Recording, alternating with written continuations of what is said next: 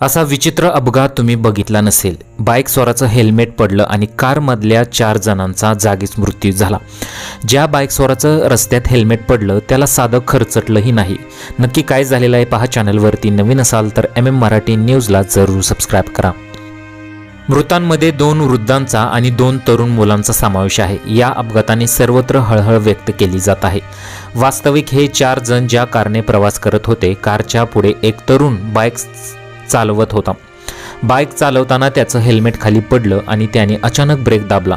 Bike थांबलेली पाहून car चालकाने ब्रेक लावला, पण मागून येणाऱ्या ट्रकने कारला धडक दिली।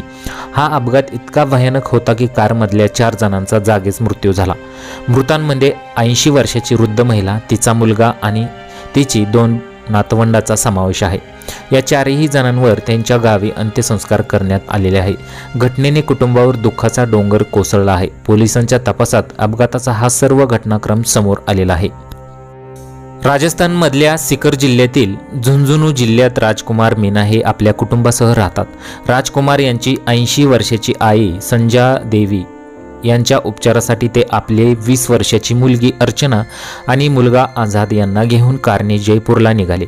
यासाठी 4ही जण सकाळी लवकर घरातून बाहेर पडले, पण सिकरमधल्या रिंगस या ठिकाणी त्यांच्या कारला अपघात झाला आणि 4ही जणांचा मृत्यू झालेला आहे। त्या बाईकस्वारानं आपली गाडी रस्त्याच्या साईडला नेऊन पार्क करायला पाहिजे होती आणि त्यानंतरच त्याचं हेल्मेट घ्यायला पाहिजे होतं, अशा कमेंट्स बऱ्याच लोकांनी केलेल्या आहेत। याच्याच चुकीमुळे ही अशी घटना घडलेली आहे। अक्षरशः 4घांचा मृत्यू झालेला आहे। तुमच्या प्रतिक्रिया आम्हाला कमेंट बॉक्समध्ये जरूर कळवा।